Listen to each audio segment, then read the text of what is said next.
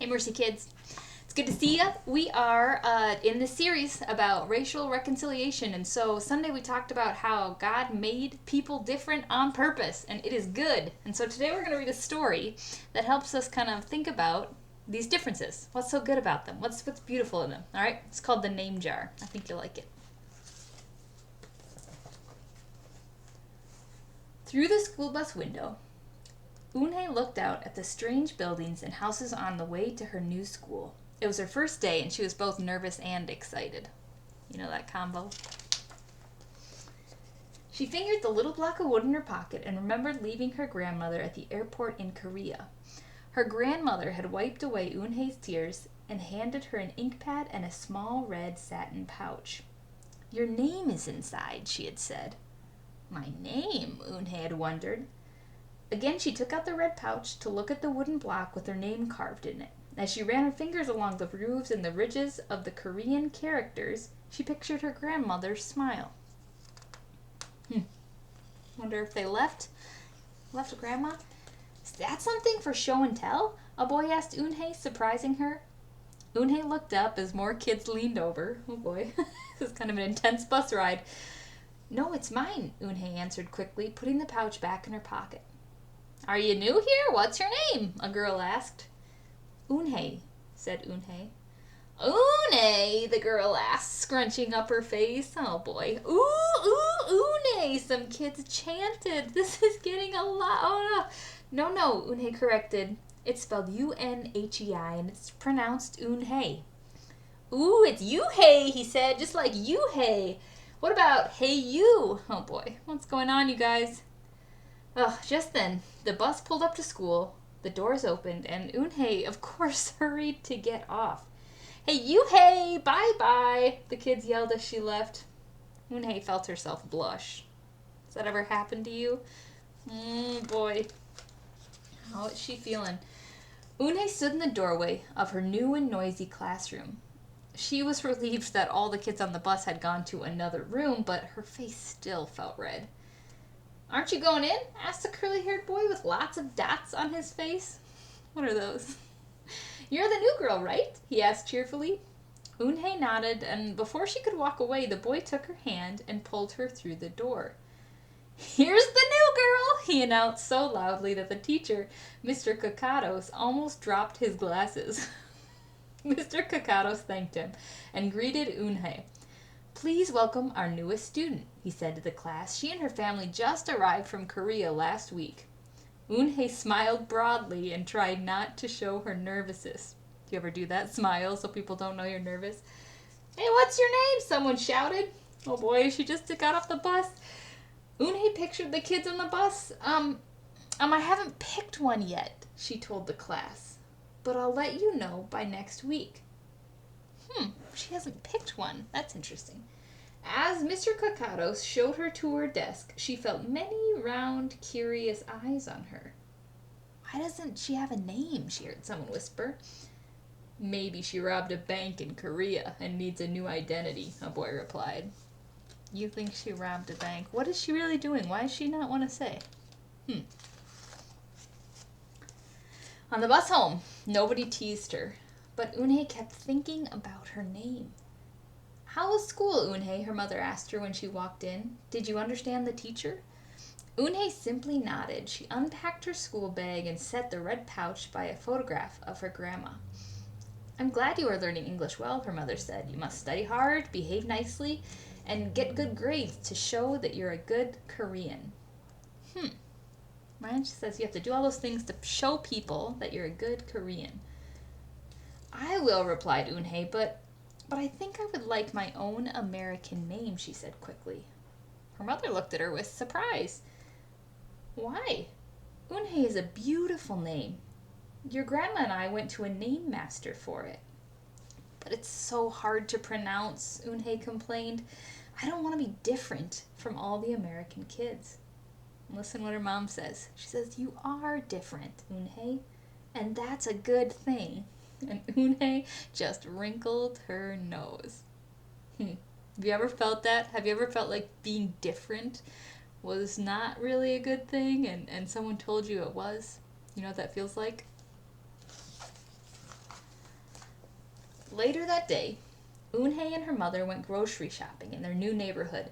They passed Fadil's Falafel, Tony's Pizza, and Dot's Deli. A big graffiti-painted garbage truck roared like a lion as it took off down the street. Nothing sounded or looked familiar until they got to Kim's Market. The sign was in both English and Korean. Her mother picked up cabbage to make kimchi, Korean-style spicy pickled cabbage. Have you had it? And other vegetables and meat. She also found some seaweed, Eunhae's favorite for soup, and that made her smile. Right? Familiar feels good, right? Just because we've moved to America, her mother said, doesn't mean we stop eating Korean food. How do you think that felt to Eunhae? At the checkout counter, a friendly man smiled at Eunhae. Helping your mother with the shopping, he asked. Eunhae nodded. I'm Mr. Kim, he said, and what is your name? Eunhae, she answered. Ah, what a beautiful name, he said.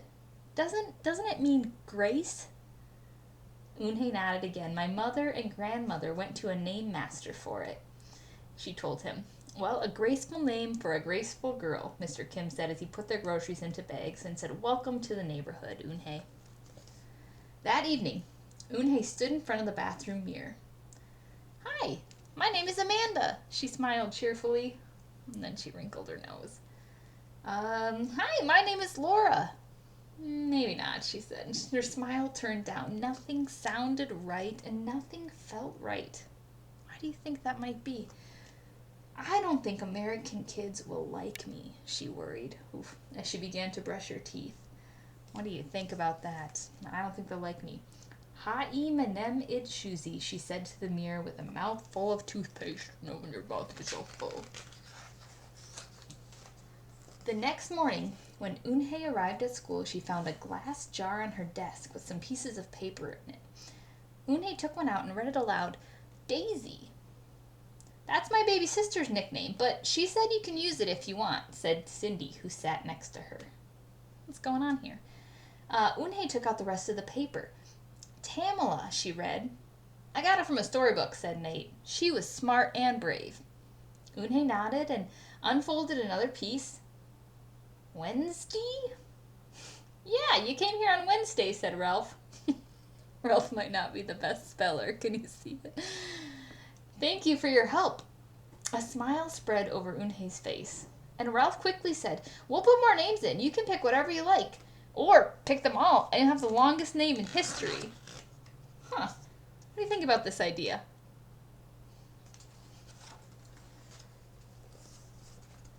At 3 o'clock, the bell rang out for the end of the school day, and Eunhae looked out the window and saw it was sprinkling. It's the same rain, she thought, but in a different place. She watched the other kids leaving in groups. Hey! A familiar voice called out to her. Eunhae turned around to see the curly-haired boy again. I'm Joey, he said, and you? Don't you have any name? Joey knows something, doesn't he? Joey is being curious. Eunhae thought for a moment. Well, I can show you, she said, and she took out the small red pouch. She pressed the wooden block on the ink pad and stamped it on a piece of paper. Look at that. Have you ever used a stamp? Well, this is my name stamp, she said. My grandma gave it to me. In Korea, I can use it as a signature when I open a bank account or write a letter, and whenever I miss my grandma, I use it to fill a piece of paper. You want to try it? She offered the stamp to Joey, and he carefully inked it and pressed it hard on the paper. The red characters gleamed against the whiteness. Wow, that's beautiful, Joey said. Can I keep the paper? Sure, Eunhae said, and the two of them shared her umbrella as they walked to the school bus. Right? I love this question. Don't you love this question, Joey asked? Don't you have any name? He knew. Something's up. He knew. Well, every day the jar got fuller with more names, and Eunhae read them all. She found a few she liked. Miranda, Stella, Avery. They sounded interesting. I hope you choose the name I put in, Marco told her at snack time. I put in 3 more, Ralph said. Madison, Park, and Lex. They're my favorite street names. All right, buddy.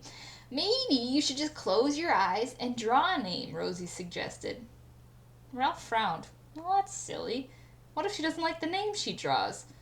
Well, we didn't get to choose our names when we were born, did we? Rosie argued. And everybody thought about this. What do you think? What do you think about that? You didn't get to choose your name. When Eunhye got home from school that day, her little brother ran to give her a letter. It was from her grandma, and she opened it quickly. And it said, "To my Eunhye, I hope you are enjoying your new school and new friends. Be sure to help your mother and your little brother. Here the moon is up, but there the sun is up. No matter how far apart we are, no matter how different America is from Korea, you will always be my Eunhye, your grandma forever." Eunhye took out her wooden stamp and filled a paper with it. She thought for a long time in front of the bathroom mirror. Remember what she was thinking last time she was in front of the bathroom mirror? On Saturday, Eunhye walked to Mr. Kim's store. Mr. Kim was helping a customer, but he looked up and greeted her and said, Hey, Eunhye." "Hello, Mr. Kim." Eunhye replied. She felt as though she was back in her old neighborhood in Korea. "Hey," said the customer, turning around. It was Joey. "Your name is Eunhye?" he asked her with her eyes open wide. Eunhye looked quickly at Mr. Kim and then turned to Joey, and she nodded slowly and said, "Yes, it's pronounced Eunhye. And it means grace," Mr. Kim added. "Eunhye," Joey said, smiling, and this time he said it perfectly, and it made Eunhye smile. "I'll have it ready for you tomorrow," said Mr. Kim to Joey. "Thank you, Mr. Kim. See you Monday," Joey said to her. Eunhye. Now I said it. He left before she could ask him why he was at the store. Isn't that funny, right? When we learn people's names, sometimes it takes a couple tries, doesn't it? On Monday, Eunhye came to class early to look at the names one last time. But the jar wasn't on her desk. Instead, there was just a single piece of paper with a name on it. Eunhye slipped it in her pocket. "Where's your name jar?" Ralph asked as soon as he saw it was gone. "I don't know," Eunhye said. "It wasn't on Mr. Kakado's desk or on any other desk, and it wasn't on the counters or any of the shelves." As other kids arrived, they helped look.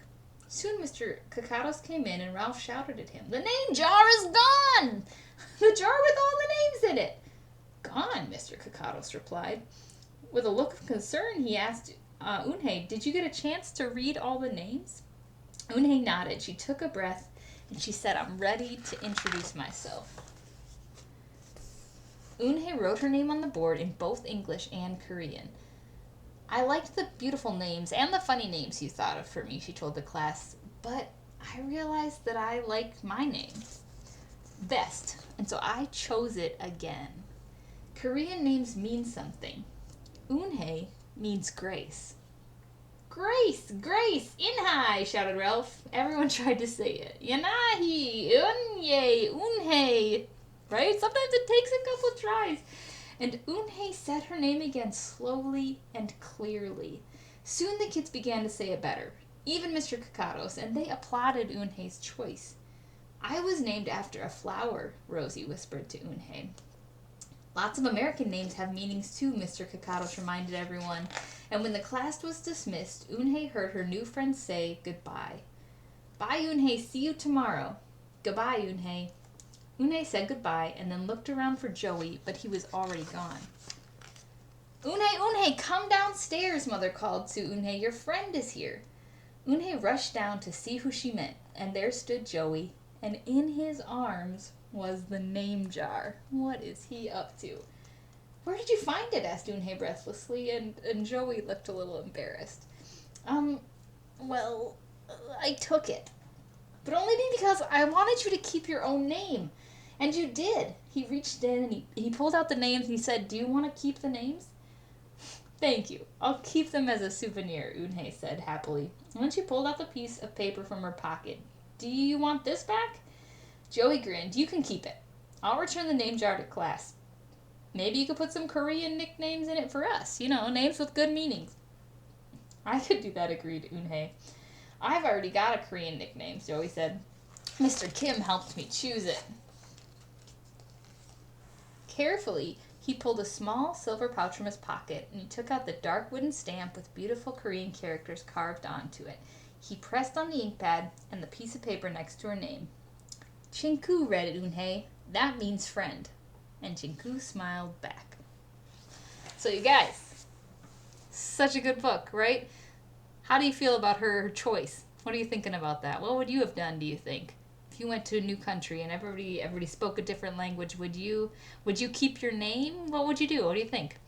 I want to tell you also. So I had to practice learning her name. I had to go on YouTube and I had to find someone to tell me how to say it. Someone who was from Korea, who knew how to speak Korean. So I want to say your name is special. You are you on purpose. And I think this is where she landed, right? She liked knowing that her name was picked for her. She liked what it meant. So, Holy Spirit, help us. Help us to appreciate, to enjoy one another, exactly who they are and how they are. Thank you for making us all. Amen. All right, bye, friends.